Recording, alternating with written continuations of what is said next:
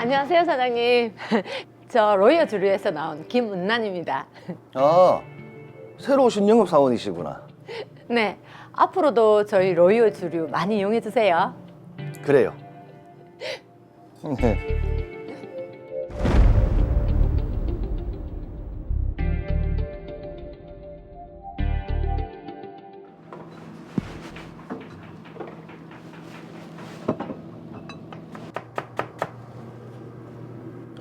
은란 씨. 사장님, 보니까 딱 정리를 해야겠더라고요. 로이어 소주로 넣으시는 거 맞죠? 예. 올해도 저희 로이어 소주랑 계약하시는 거죠? 뭐 그럽시다. 아싸! 사장님, 감사합니다. 계약도 해주셨는데 저희 팀 회식 한번 하러 와야겠어요. 회식. 좋죠. 날짜만 잡아요. 네, 정리는 다 끝났습니다. 그럼 저는 다음에 또 올게요. 영업을 잘하시네요. 상당합니다. 싹싹하고 일도 참 잘하네.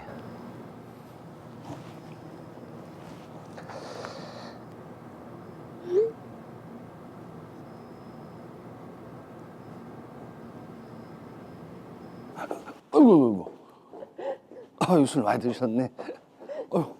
은란 씨, 집이 여기 맞아요? 아, 네. 사장님, 데려다 주셔서 감사합니다. 아니 뭘요?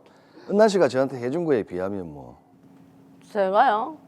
저 아무것도 안 했는데요. 우리 가게 살림도 다 정리해주고 가게 매출 걱정해서 매번 회식도 해주시고. 그거야 사장님도 덥고 나도 영업하고 일석이조죠 뭐. 전에 영업사원은 안 그랬어요. 은란 씨는 저를 특별하게 대해주네요. 그럼 얼른 들어가세요. 네.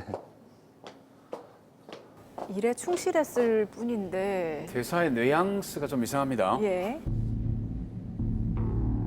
뭐죠? 웃음도 이상합니다.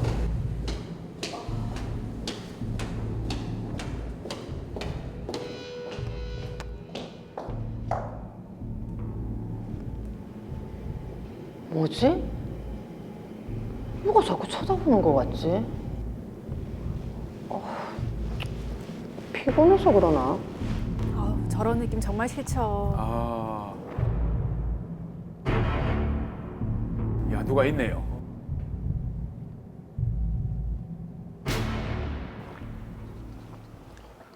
이번 달 영업 실적은 좀 어떻노? 그냥 저냥 기본밖에 못했지 뭐.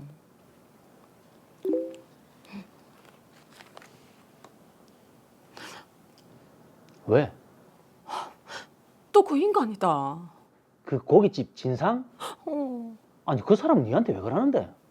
몰라. 저번에 영업 때문에 좀 친하게 지냈더니 계속 문자 보내고 따로 밥 먹자 그러고. 내가 피곤해 죽겠다. 아무 일도 없었는데. 영업 사원이랑 고깃집 사장님 딱 그것밖에 없는데 혼자서 푹 치고 장구 치고 아주 난리다. 저번에는 영업 실적이 좀 모자라서 내가 걱정했더니 자기가 메꿔준다 하더라고. 그래서 그때 딱 한 번 받았다. 그럼 그날 이후로 이렇게 계속 문자를 보낸다고? 집 주변에도 자꾸 찾아와서 쳐다보는 것 같고 무서워서 요즘 집에 가는 것도 두렵다.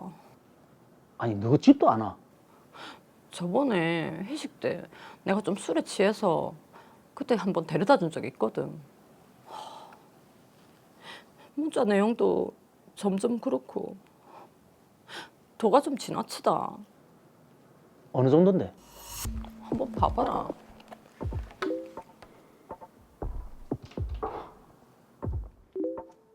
사귄다고 착각을 하시나요? 그러네요. 어? 연인간의 문자 같은데요. 니 이 사람이랑 사귀었나? 아니 아무것도 없는데 자꾸 이러니까 내가 미치겠다는 거다. 어쩜 좋노. 경찰에 접근 금지 뭐 이런 거 신청해야 되는 거 아이가? 그렇게까지야. 아니다. 그렇게 쉽게 생각할 문제가 아닌 것 같은데. 니 조심해라. 설마 이러다 말겠지. 괜찮을 거야.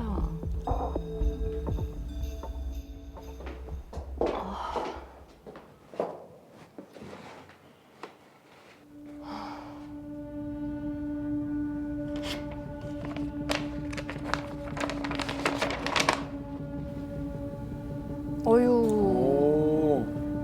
집에 들어가기도 무서울 것 같아요. 집에 있는 거 아니야? 그러게요.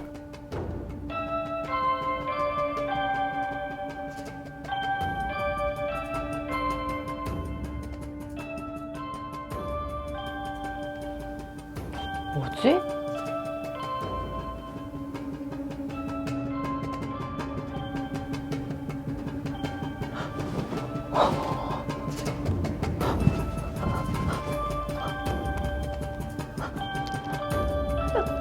거기 경찰서죠?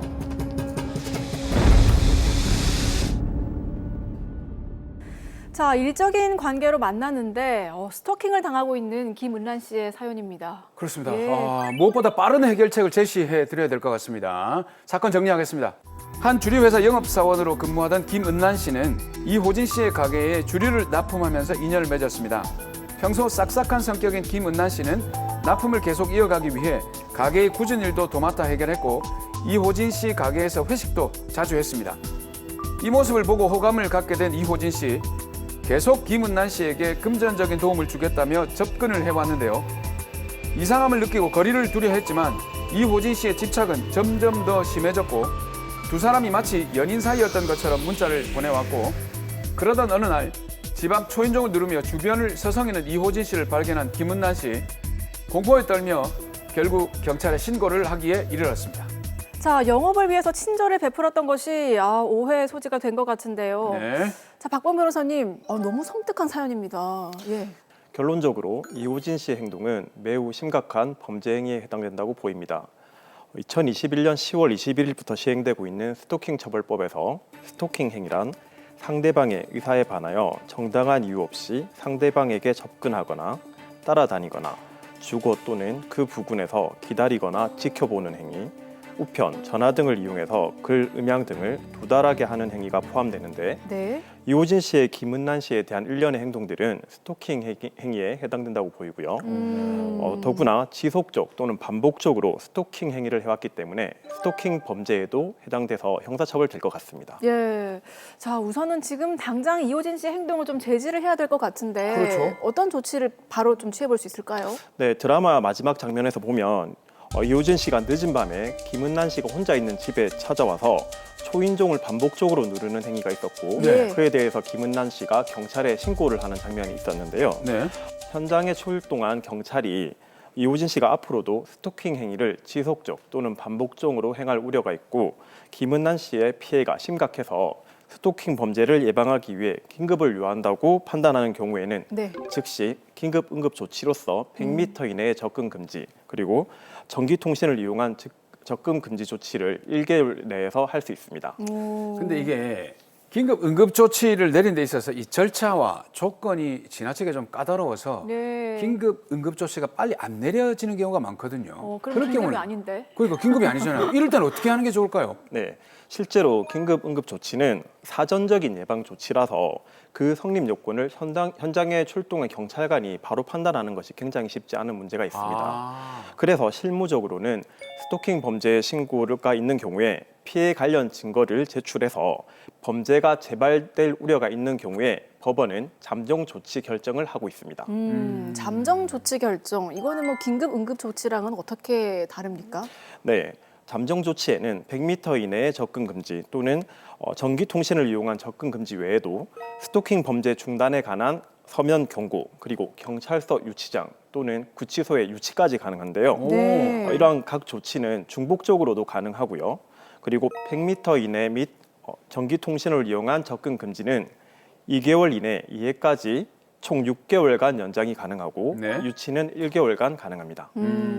자, 그런데 변호사님, 긴급 응급 조치나 잠정 조치 같은 경우에는 스토킹 범죄에 해당이 돼야 이제 가능한 보호 조치잖아요. 자, 그런데 이게 뭐 지속적이거나 반복성이 없어서 형사처벌 대상이 아니라고 해도 네. 스토킹 범죄는 사실 1회만 이렇게 뭔가 누가 나를 쳐다보고 있다, 따라다닌다고 하면 굉장히 공포스럽고 무섭지 않습니까? 그 자체로만도 굉장히 무서운 일이죠. 예. 근데 이 조치 기간이 지나버린 그런 경우도 있거든요. 맞아요. 이런 경우에는 도대체 어떻게 하면 좋을까요?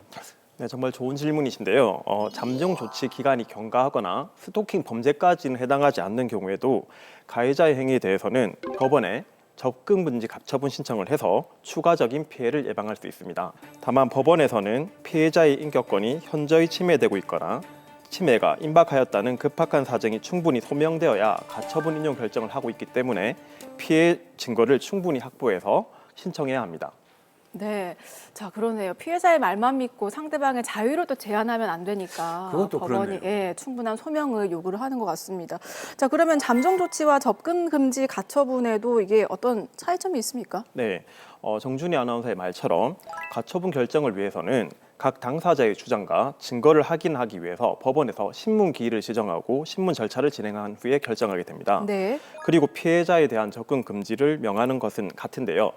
피해 예방을 위해 접근 금지 가처분 결정 후에 가해자가 명령을 위반하게 되면 위반 행위 1회당 금전적인 손해배상을 지급하도록 해서 간접 강제를 하고 있습니다. 근데 제가 이 사건을 좀 한번 살펴봤는데요. 예. 이호진 씨 입장에서는 김은난 씨가 자신과 호감을 가지고 만나고 있고 우리는 연인 관계였다 이렇게 주장을 하거든요. 그 혼자만의 착각인 것 같아요. 지금 김은한 씨 같은 경우에는 일적으로 만났고 이게 영업을 위해서 친절을 베풀었는데 스토킹으로 돌아왔다 이렇게도 주장을 하고 있거든요. 남자는 다 그래요.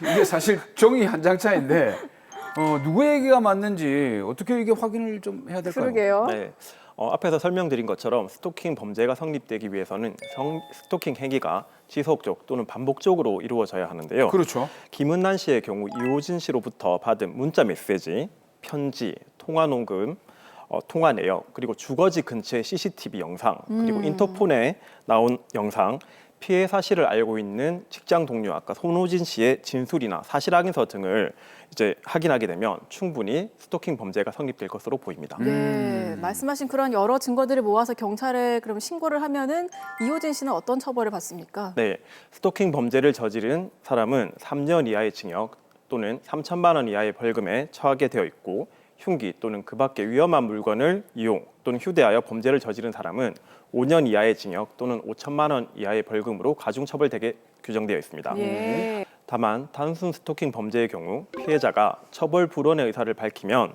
공소를 제기할 수 없는 반의사 불벌죄에 해당하기 때문에 피해자와 합의를 하게 되면 처벌을 할 수 없습니다. 자, 그런데 변호사님, 스토킹 범죄자들 대부분이 피해자에 대한 집착이 또 매우 강한 성향이라고 하더라고요. 맞아요. 그래서 긴급 응급 조치나 잠정 조치를 받은 상태에서도 계속 연락을 해서 네. 피해자를 괴롭힌다거나 아니면 고소를 취하하라고 종용하는 경우가 많다고 하던데 어떻게 해야 됩니까? 네, 그에 대해서도 법에서는 규정을 하고 있는데요. 접근 금지 잠정 조치를 위반한 사람에 대해서는 스토킹 범죄와 별개로 2년 이하의 징역 또는 2천만 원 이하의 벌금에 처하도록 규정되어 있습니다. 네. 즉 두 개의 범죄가 별개로 성립해서 경합범으로 가중처벌됩니다. 그리고 고소치하를 종용하는 정도가 협박 또는 폭행 등 또 다른 범죄를 구성하는 경우에는 역시 추가로 가중처벌된다는 점을 반드시 명심하시기 바랍니다. 예. 네, 이 스토킹 범죄와 관련해서는 최근에 사회적인 공분을 일으켰던 신당역 살인 사건이 예, 있었거든요. 있었죠. 사실 그 사건 이후에 법 개정 논의가 계속 이루어지고 있다고 하는데 어떤 논의가 오가고 있는지 혹시 아십니까? 예, 그렇습니다. 개정안은 피해자 보호 제도를 집중적으로 보강하고 있는데요. 첫째, 가해자가 피해자에게 접근하는 것을 막기 위해 잠정 조치에 위치 추적, 전자장치, 우리가 흔히 알고 있는 전자 발찌 등을 부착하게 하는 제도가 도입되었고요. 두 번째로 잠정 조치를 위반하는 경우에는 형량이 3년 이하의 징역 또는 3천만 원 이하의 벌금으로 상향되어서 긴급 체포도 가능하게 되었습니다. 그리고 세 번째, 피해자가 직접 법원에 가해자의 접근 금지 명령을 청구할 수 있는 피해자 보호 명령 제도도 새로 도입되었습니다. 그게 또 보니까 반의사 불벌죄 규정도 삭제된다고 하더라고요. 네, 그렇게 될 것 같은데요. 예. 신당역 살인 사건 역시 가해자가 스토킹 처벌법이 반의사 불벌죄임을 알고 피해자에게 지속적으로 합의를 종용했음에도 거부하자 앙심을 품고 보복 살인을 저지른 것인데요. 법 시행 후 가해자들이 실제로 피해자에게 합의를 빌미로 접근해서 2차 스토킹 범죄나 보복 범죄를 저지르는 된다는 지적이 굉장히 많았고요. 네. 결국 위 규정을 폐지하는 내용으로 개정안이 입법 예고되어 있습니다. 이렇게 되면 피해자와 합의하더라도 형사처벌을 받게 되는 것이죠. 네. 네, 이게 스토킹 범죄가 당하는 사람에게서는 정말 인생을 포기하고 싶을 정도의 공포스러운 그런 일이거든요. 예, 이 맞습니다. 가해자인 스토킹을 하는 사람에게 하지 말라라고 하는 것도 중요하지만 피해자가 어떻게 지혜롭게 대처하느냐 이런 부분도 중요할 것 같거든요. 예. 피해자의 어떤 대처가 지혜로운 대처가 될까요? 네, 제가 그동안 방송을 통해서 수도 없이 강조한 사실이 있습니다. 네. 바로 처음 피해를 당했을 때 절대 참지 말고 바로 법적인 조치를 취하셔야 심각한 피해를 예방할 수 있다는 말인데요.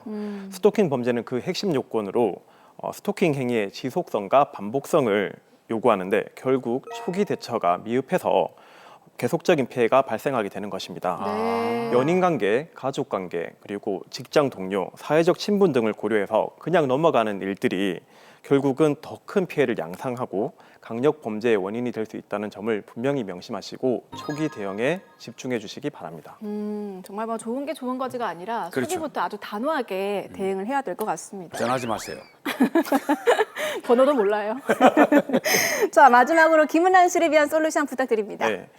이호진 씨의 행동은 스토킹 범죄에 해당하므로 출동한 경찰에게 그동안의 피해 사실과 관련 증거를 제시하시면서 긴급 응급 조치를 요청하시기 바랍니다.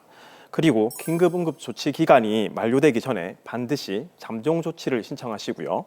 민사법원의 접근 금지 가처분 결정을 받아서 추가적인 피해를 예방하시기 바랍니다. 또한 이호진 씨의 범죄 행위로 김은란 씨는 정신적 고통도 극심한 상황이시기 때문에 정신과 진료나 심리 치료를 받으시고 그 진단서나 소견서를 수사기관에 제출하셔서 엄벌에 처할 수 있도록 꼭 진정하시기 바랍니다.